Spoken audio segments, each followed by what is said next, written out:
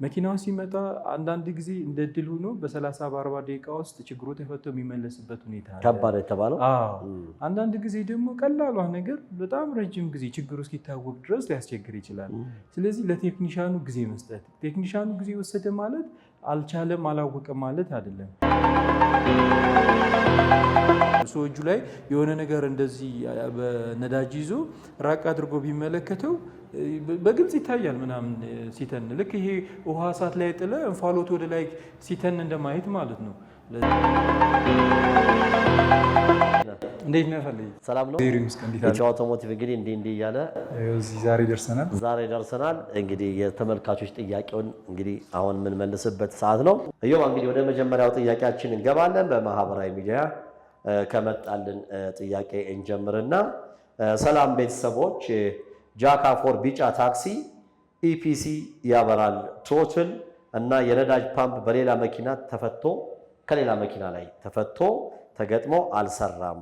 በዲያግኖስ ሲታይ ትሮትል ነው ችግሩ ይላልና የምን ችግር ሊሆን ይችላል? በእናንተ በኩል ማብራሪያ እፈልጋለሁ ብለውናል። እንግዲህ በማህበራዊ ሚዲያ ላይ ሄኖክ በቀለ የሚባሉ አድማጫችን ይላኩልን። መልካም እንግዲህ በብዛት መኪኖቹ ላይ ከሚታዩ ዳሽቦርድ ላይ ከሚመጡ ምልክቶች አንጻር ስንመለከት በተለያየ መልኩ እንደየማኒፋክቸር እንደየአምራች ኩባንያ የተለያየ ምልክቶችን ይዞ ይመጣል። ለምሳሌ አሁን ኢፒሲ ብሎ ሲመጣ በፊት ቼክ ኢንጂን የሚያበራበት ሁኔታ ነበር እና አሁን ላይ ግን ቼክ ኢንጂን በነዚህ በጃክ ፎሮች ስፔሻሊ ወይም ደግሞ በጃክ ምርቶች ላይ ዳሽቦርዳቸው ላይ ሲመጣ የቼክ ኢንጂን ምልክት ሳይሆን የሚጠቀሙት ኢፒሲ ምልክት ነው የሚጠቀሙት።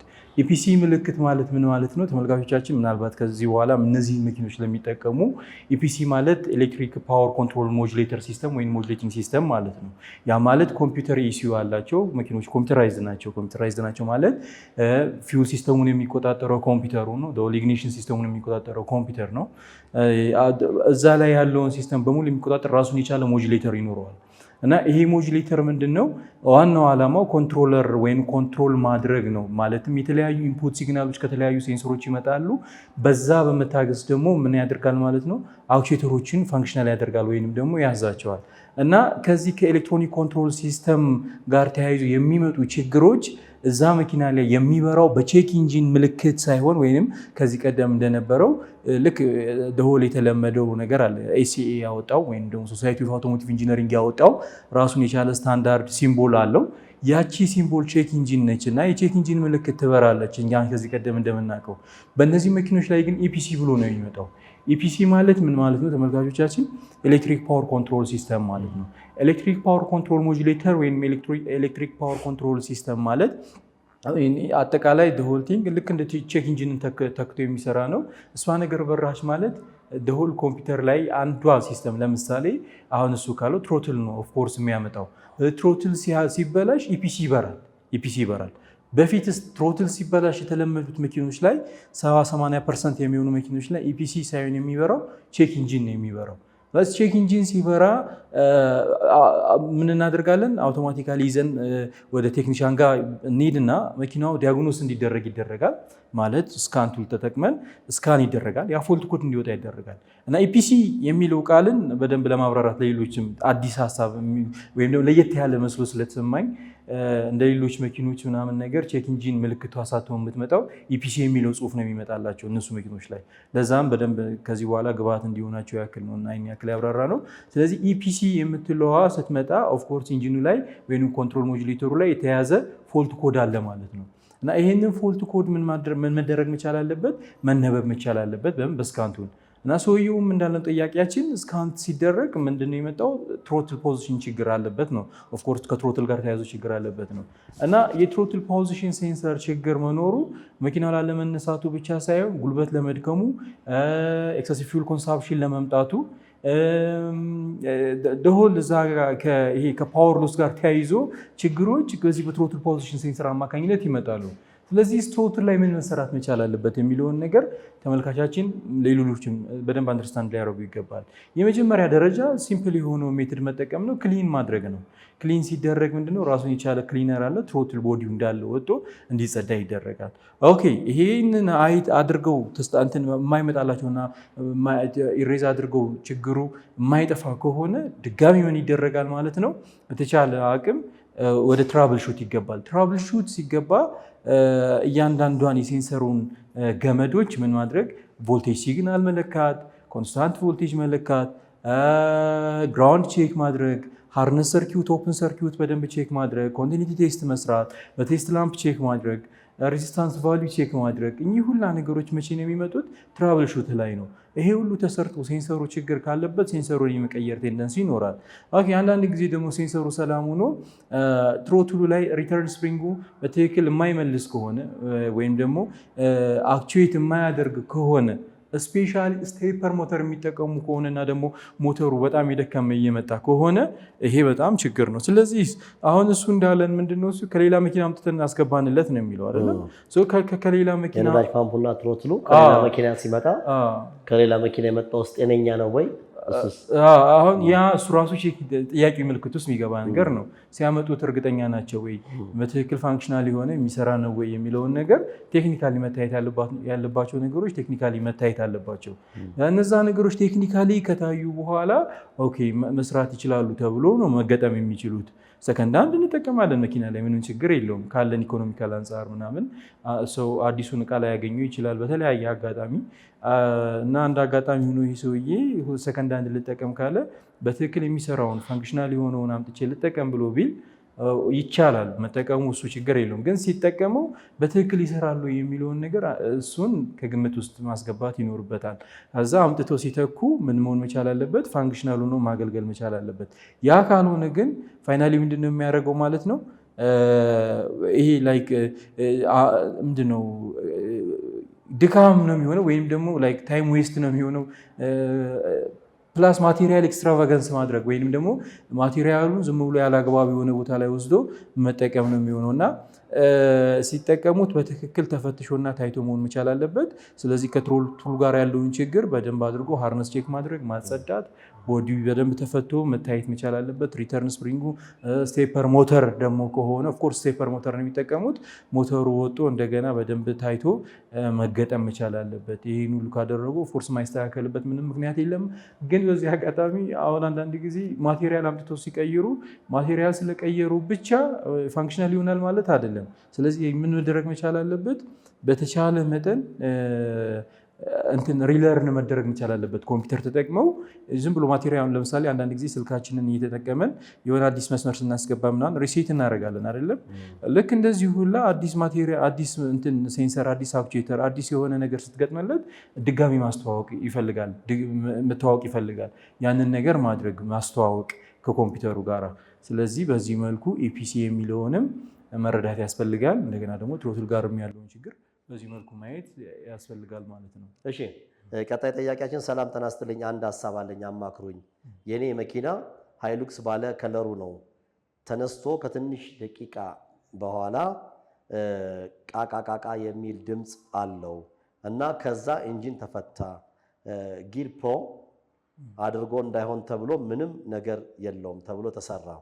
ከዛ በኋላ እንደገና ከነበረው ባሰበትና ሁሉም ነገር አሰራው። የምንለውጠውም አጣን። ምን እናድርግ?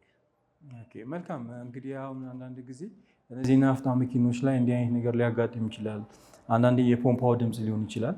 ፖምፓው ራሱ በትክክል አጀስትመንት ካልተሰራ፣ በትክክል ከለብሬት ካላደረጉት እንዲህ አይነት ፖምፓ ማለት ተመልካቾቻችን ኢንጀክሽን ፓምፕ ማለት ነው እና የዚህ ኢንጀክሽን ፓምፕ ጥቅም እንደሚታወቀው ፊውልን ፓምፕ ፕሬሸራይዝ አድርጎ ወደ ኮምፖስቲንግ ቻምበር ወይንም ደግሞ ወደ ኢንጂኑ ሲሊንደር ውስጥ ፎርሙን ቀይሮ ማለት ፈሳሽ የነበረውን በጉም መልክ ወይም በትነት መልክ ይሄ ማለት ምንድነው ሊኩዊድ የነበረውን ኢቫፖራይዝ በማድረግ ወይም አቶማይዝድ በማድረግ ሃይሊ ፕሬሸራይዝድ አድርጎ ወደ ኮምፖስቲንግ ቻምበር ወይም በተለምዶኛ ካምቻ ብለን የምንጠራው ወደዛ ውስጥ የሚልክ ፓርት ወይንም ደግሞ ዲቫይስ ነው እና አንዳንድ ጊዜ የዚህ ፓርት በራሱ መበላሸትና ልክ አለመሆን ከሞተሩ ውጭ እንዲህ አይነት ድምፅ ሊያመጣ ይችላል። ቀቀቀቀቀ የሚል ድምፅ ሊያመጣ ይችላል።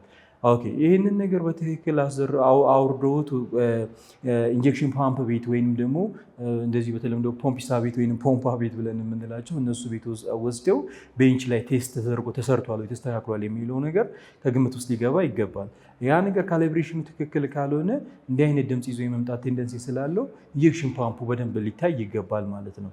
ከኢንጀክሽን ፓምፑ ባሻገር ሌላኛው የሚታየው ነገር ምንድነው? እሱ ከፖምፓው ውጭ ራሱ የኢንጀክተር ኖዝሉ በጣም የሚገርም ነገር አሁን ብዙ ሰው ከሞተር ጋር የሚያያይዘው ነገር አለ።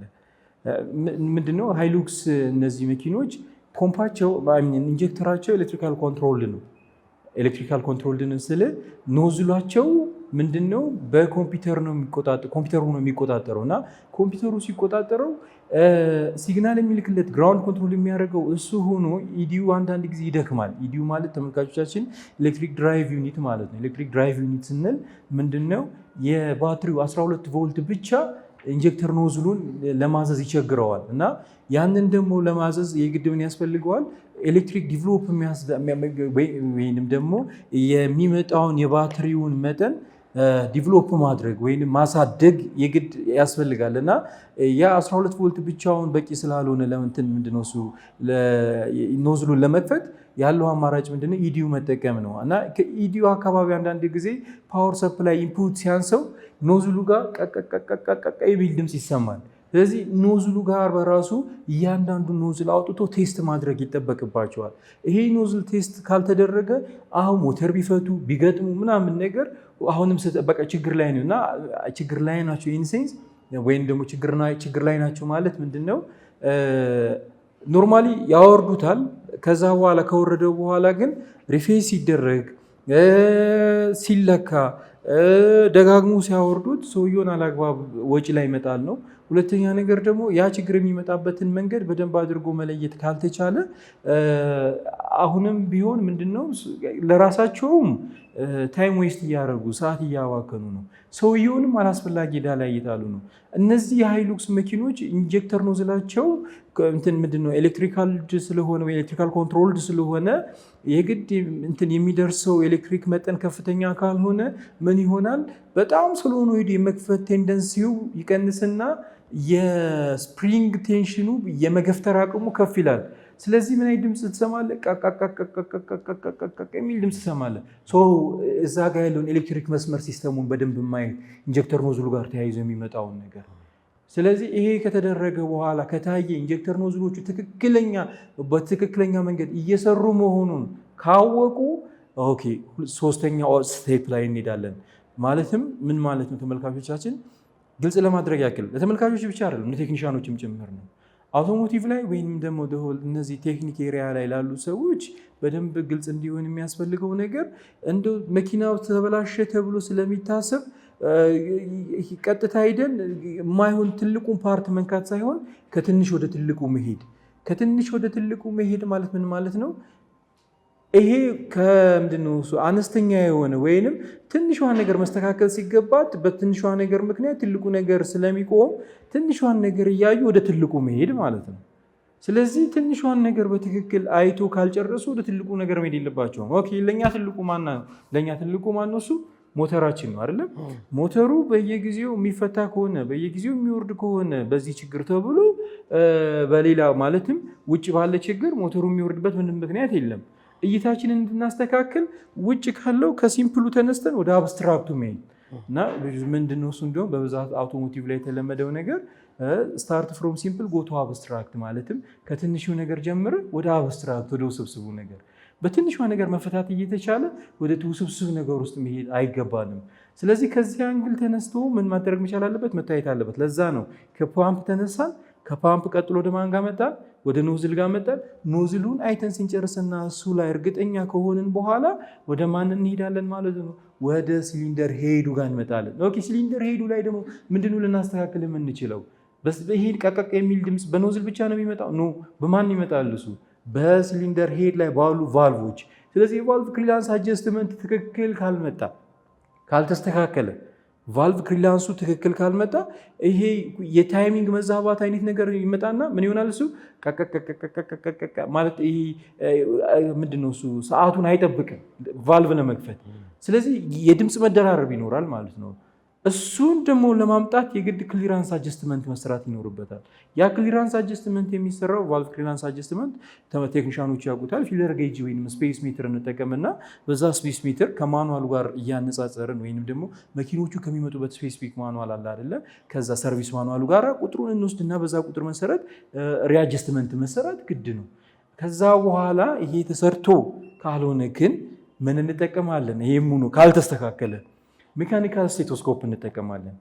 ሜካኒካል ስቴቶስኮፕ ስንጠቀም ድምፁ የቱ ጋር እንዳለ ለመለየት ያስችለናል።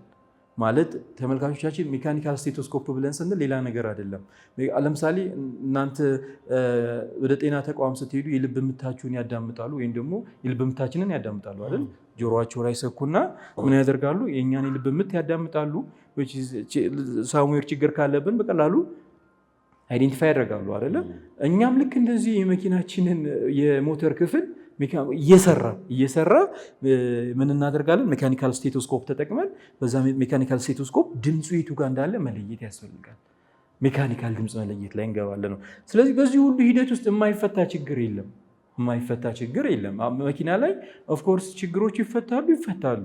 የመጨረሻ እንኳን አውቶፊውስድ ቢሆን ደሆል ፓርቱን አውጥተህ በሌላ አዲስ ትቀይራለህ እንጂ የመኪና ላይ ችግር አይፈታም አይባልም። ግን ይህን ስንል ደግሞ ተመልካቾቻችን ጊዜ የሚወስዱ ጥንቃቄ የሚፈልጉ ነገሮች ረጅም ሰዓት በትዕግስት እና አንድ ጊዜ በሆነ ሴናሪዮ ላይ ይመስለኛል ግሪንቴክ ያለ ሰው ነው እና ሲኤችአር ነው መኪናው እና ከአንዱ የመኪና ከፋፋይ ድርጅት እንትን ይባላል ኢቪ ነው ሃይብሪድ ነው እና እነሱ ጋር ያው ግሪንቴኮች እንደሚታወቁ ኤሌክትሪክ መኪና ነው እንትን የሚሉት እና መኪናው እነሱ ጋር ይሄዳል እና ሲሄድ ምንድነው ሲያወራን የሰማሁት ነገር ለረጅም ጊዜ ምናምን ነገር በቃ ችግሩ ተፈለገ ሰውየው ተስፋ ሳይቆርጥ ጊዜ ስጠናል ነው አለ።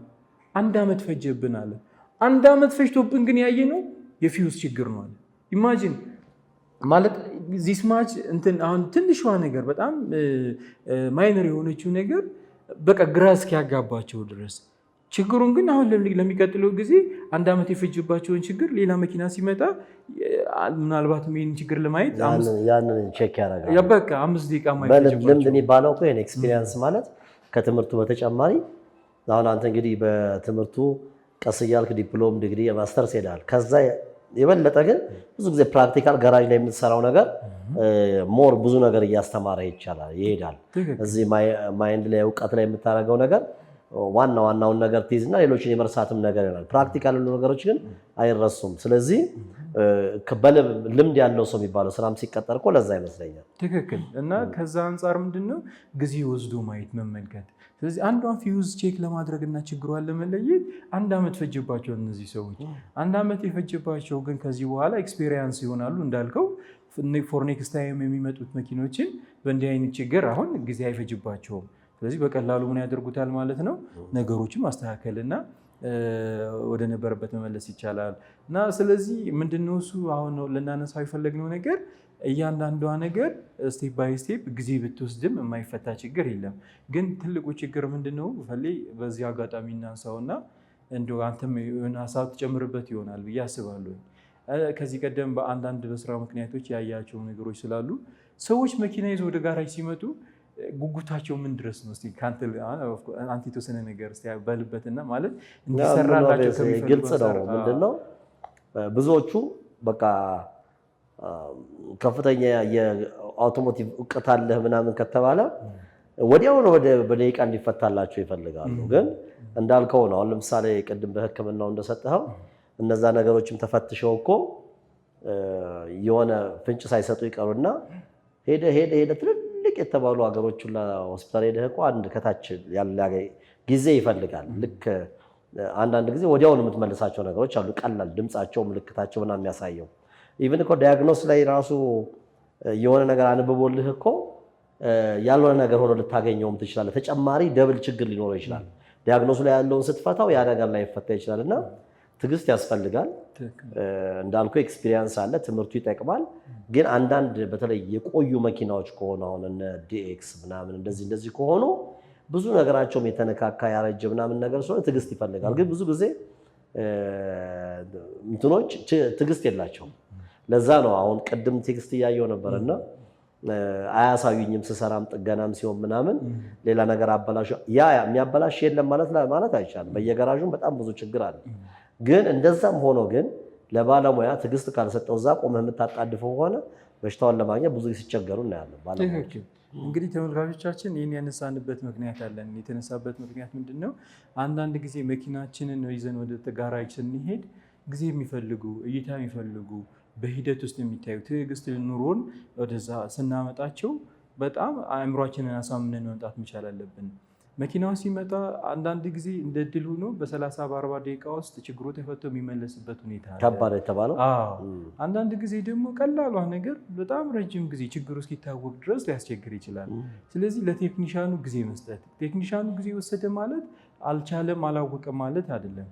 ግን ይሄ ትራይ ኤንድ ኢረር እንዳይሆን አንዳንድ ጊዜ ነገሮችን ረጋ ባለመልኩ ማየትና ለቴክኒሻኖችን እድል ሰጥቶ ያ ችግር እንዲፈታ ማድረግ እና ሁል ጊዜ ሲመጡ እስከሚገጥመኝ ድረስ የሆነ ጉጉት አላቸው እና ያው እንግዲህ ልክ አንዳንዴ ሲያስቸክ እንትን ሲሉኝ ምናምን ነገር ወጣ ብዬ ለማየት ሞክራለሁ እና ወዲያው በዛው ባገኘኋቸው ቅጽበት ችግሩ እንዲፈታላቸው ምናምን የሚፈልጉ አይነት ሰዎች አሉ።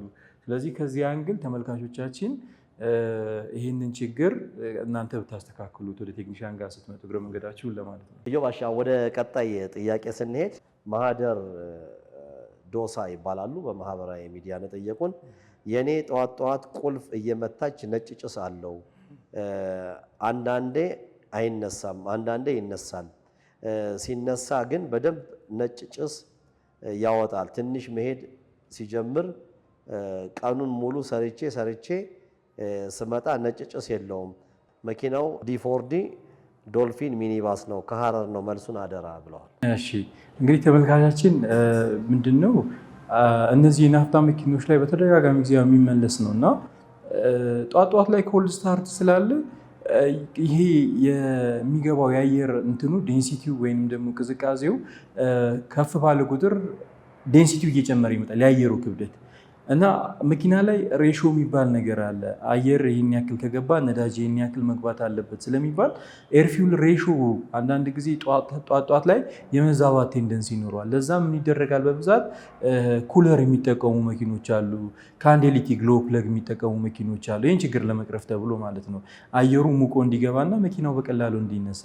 አለበዛ በብዛት ይሄ ካንዴሊቲ ወይም ደግሞ ግሎ ፕለግ አንዳንድ ጊዜ ያስቸግርና የአየሩ የመሞቅ እንትኑን አቅሙ እየቀነሰ ይመጣል። ስለዚህ ምን ይሆናል ማለት ነው? የአየሩ መጠን በዝቶ የነዳጁ መጠን ወይንም ደግሞ የገባው አየር በትክክል ሳይቀጣጠል ሲቀር ከኋላ በኩል ነጭ ጭስ እንመለከታለን።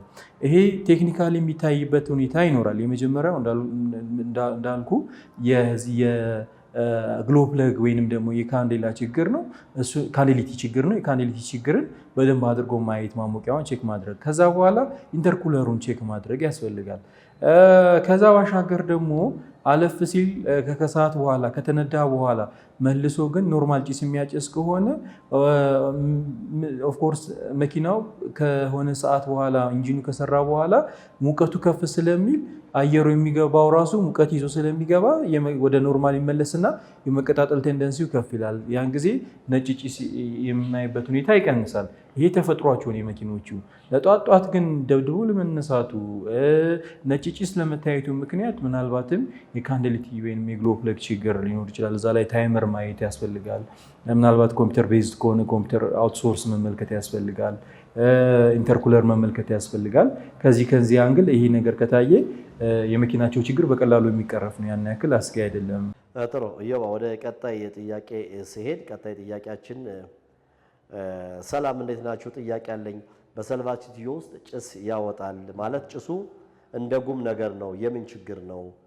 ባካችሁ መፍትሄውን ስጡኝ። እሺ አንደኛ ሰልባቲዮ ላይ የሆነ ክራክ ወይም ደግሞ የመቀደድ ነገር ካለ፣ ሁለተኛ ክዳን በትክክል ሳይከድኑ፣ ሶስተኛ ነገር ክዳኑ የራሱ ካልሆነ ፊት ካላደረገ ምን ያደርጋል? ውስጥ ያለው ሰልባቲዮ ውስጥ ያለው ፊውል ናቹራሊ እንትን ኢቫፖሬቲቭ ነው ማለት ኢቫፖሬት የሚያደርግ ነው፣ ይተናል ማለት ነው። ስለዚህ ይሄ የሚተንን ነገር ስለሆነ የመትነን እንትኑ ከፍተኛ ስለሆነ እንኳንስ አይደለም በክዳን ኖርማሊ እንትን ሲል ምናምን ያላቸው አሉ በሲል ሁሉ ተደርጎ አንዳንድ ጊዜ ስኬፕ የሚያደርገው የሚተንበት ሁኔታ አለ። እንደውም በዚህ አጋጣሚ በጣም አውቶሞቲቭ ላይ ከዚህ ቀደም የነበሩ መኪኖች ላይ ከሚያስቸግረው ኢሚሽንን እና ፊውል ኮንሳምፕሽንን በጣም ራስ ምታት ሆኖባቸው ወደ ተለያዩ ቴክኖሎጂ እንዲገቡበት ያደረጉ የዚህ ኢቫፖሬቲቭ ኢሚሽን ነው። ኢቫፖሬቲቭ ኢሚሽን ማለት ምንም ሳትጠቀመው መኪናው ሳይጠቀመው ዝም ብሎ በትነት መልክ ወደ ውጭ ስኬፕ ያደርጋል፣ ይወጣል ማለት ነዳጁን ሳትጠቀመው ከታንከር ከሰልቫቲዮ እየወጣ ወደ ውጭ የሚሄድበት ሁኔታ አለ። ስለዚህ ሰልቫቲዮ ጋር ወይ የሆነ የተቀደደ ክራክ ያለ ፓርት ካለ እሱን ቼክ ማስደረግ ይኖርበታል። ሁለተኛ ክዳኑ በትክክል መታሰሩ ፊት ማድረጉን ቼክ ማድረግ ያስፈልጋል። ሶስተኛ ራሱን ክዳኑን ሲጠቀም የራሱ ነው ወይ የመኪናው የዛኛው የራሱ ሰልቫቲዮ ክዳን ነው እየተጠቀመ ያለው የሚለውን ነገር ከግምት ውስጥ ማስገባት መቻል አለበት። ስለዚህ በእነዚህ ሁኔታዎች ምን ያደርጋል? ፊውል በቀላሉ ወደ ውጭ ስኬፕ ያደርጋል ማለትም ይተናል ማለት ነው። ስለዚህ ሲተንን ደግሞ ናቹራል ነው። ሰው እጁ ላይ የሆነ ነገር እንደዚህ በነዳጅ ይዞ ራቅ አድርጎ ቢመለከተው በግልጽ ይታያል ምናምን ሲተን፣ ልክ ይሄ ውሃ እሳት ላይ ጥለ እንፋሎት ወደ ላይ ሲተን እንደማየት ማለት ነው። ስለዚህ ይህንን ነገር በደንብ አድርጎ ሊያሳየው ይገባል። ሰልቫቲዮ ፕሬዠር ቴስት መሰራት መቻል አለበት። ፕሬዠር ቴስት ከተሰራ በኋላ ቀጥሎ ደግሞ ክዳኑ በትክክል ፋንክሽናል ነው የራሱ ነው የሚለውን ነገር ማረጋገጥ ያስፈልጋል። አለበለዚያ ግን የራሱን ያልሆነ ክዳን ከተጠቀምንለት ወደ ውጭ ስኬፕ ያደርጋል ማለት ነው እና ተመልካቻችን በዚህ መልኩ ይህንን ችግር ሊያስተካክሎ ይችላል ማለት ነው።